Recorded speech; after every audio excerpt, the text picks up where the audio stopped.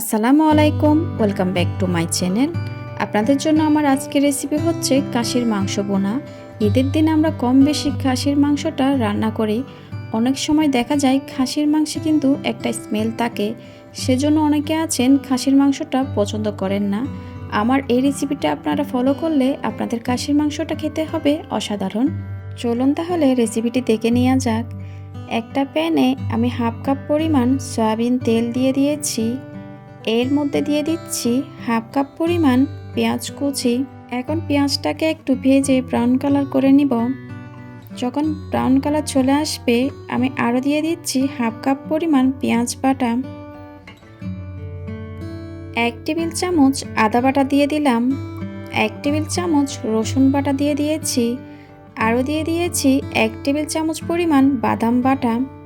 এবার এই মশলাটাকে ভালোভাবে একটু ভেজে নিব আদা রসুনের গন্ধটা চলে যাওয়ার জন্য। এই পর্যায়ে এসে গোটা মশলা দিয়ে দিব। 4-5টা এলাচ দিয়ে দিলাম, 4-5টা লবঙ্গ দিয়ে দিয়েছি, 2 টুকরা দারুচিনি, আরও দিয়েছি 2টা তেজপাতা ছিঁড়ে একটু দিয়ে দিয়েছি। এই মশলাটাকে একটু ভেজে নিব। এবার এখানে আমি একে একে গুঁড়া মশলাটা অ্যাড করব। সবার প্রথমে দিয়ে দিচ্ছি 2 টেবিল চামচ মরিচের গুঁড়া। আপনারা কেমন ঝাল খেতে চান তার উপর ডিপেন্ড করে মরিচের পরিমাণটা কম বেশি করতে পারেন। 1 টেবিল চামচ অ্যাড করছি ধনিয়ার গুঁড়া। আরও দিয়ে দিচ্ছি 1 টেবিল চামচ জিরার গুঁড়া। হাফ টেবিল চামচ দিয়ে দিলাম হলুদের গুঁড়া। সর্বশেষে দিয়ে দিয়েছি স্বাদ মতো লবণ। আমি কিছু টমেটো দিয়ে দিয়েছি। এবার আমি এই মশলাটাকে খুব ভালোভাবে কষিয়ে নিতে হবে। ততক্ষণ কষাতে হবে যতক্ষণ না পর্যন্ত উপরে তেলটা বেশি উঠে।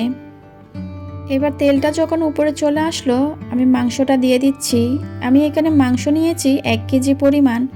আগে থেকে মাংসটাকে আমি লবণ দিয়ে মেখে রেখে দিয়েছিলাম আধা ঘন্টার জন্য।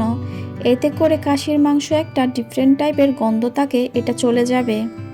এরপরে মাংসটাকে ভালোভাবে 5-6 বার ধুয়ে পরিষ্কার করে নেবেন। মাংসটাকে একটু নেড়ে চেড়ে দিয়ে ঢাকনা দিয়ে ঢেকে দিয়েছি 10 মিনিটের জন্য। এবার ঢাকনাটা তুলে মাংসটাকে একটু নেড়ে দিব। দেখেই বুঝতে পারছেন মাংস থেকে কিন্তু অনেকটা পানি ছেড়েছে। এবার আমি ঢাকনা দিয়ে ঢেকে দিচ্ছি। কিছুক্ষণ পর পর কিন্তু মাঝে অবশ্যই নেড়ে দিব। ফিরে আসছি মাংস পানি শুকিয়ে আসা পর্যন্ত। 20 থেকে 25 মিনিট পর দেখতেই পারছেন মাংস থেকে পানি প্রায় টেনে এসেছে।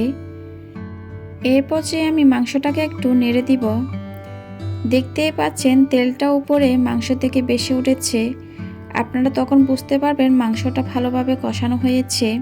আমি এখানে 1 কাপ পরিমাণ পানি দিয়ে দিয়েছি। মাংসটাকে সিদ্ধ করার জন্য যতটুকু পানির দরকার আপনারা সেই পরিমাণ বুঝে পানি অ্যাড করবেন। আর অবশ্যই আপনারা এখানে গরম পানি ব্যবহার করবেন। এবার মাংসটাকে আমি রান্না করে নিব যতক্ষণ না পর্যন্ত মাংসটা পুরোপুরি সিদ্ধ হয়ে যাচ্ছে। মাংসটা প্রায় হয়ে এসেছে। এই পর্যায়ে আমি একটা বাগার দিব। 1/4 কাপ পরিমাণ তেল দিয়ে দিলাম। 2 টেবিল চামচ রসুন দিয়ে দিয়েছি। এবার এই রসুনটাকে আমি একটু ভেজে ব্রাউন করে নিব। রসুনটা যখন ব্রাউন হয়ে আসবে আমি মাংসের মধ্যে ঢেলে দিব। এই মাংসটার স্পেশালিটি হচ্ছে আপনি যত বেশি কষাবেন এর স্বাদ ততই বেটার হবে। এবার মাংসটাকে একটু নেড়ে দিয়ে আমি আবারও ঢাকনা দিয়ে ঢেকে রান্না করে নিব 20 মিনিট পর্যন্ত। 20 মিনিট হয়ে গেছে, আমি ঢাকনাটা তুলে নিচ্ছি। দেখতেই পাচ্ছেন মাংসটা কিন্তু হয়ে এসেছে। ব্যাস মাংসটা হয়ে এসেছে। এই মাংসটা আপনারা রুটি, পরোটা বা খিচুড়ি যে কোনো কিছুর সাথে ট্রাই করতে পারেন। আমি আশা করছি আমার আজকের রেসিপিটা আপনাদের ভালো লাগবে। আমার ভিডিও ভালো লাগলে অবশ্যই আমার চ্যানেলটা সাবস্ক্রাইব করবেন। ভিডিও রিলেটেড কোনো কোয়েশ্চেন থাকলে সেটা আমাকে কমেন্ট সেকশনে গিয়ে কমেন্ট করে জিজ্ঞেস করবেন। আজকের ভিডিও দেখার জন্য আপনাদেরকে অনেক ধন্যবাদ। সবাই খুব ভালো থাকবেন। আল্লাহ হাফিজ।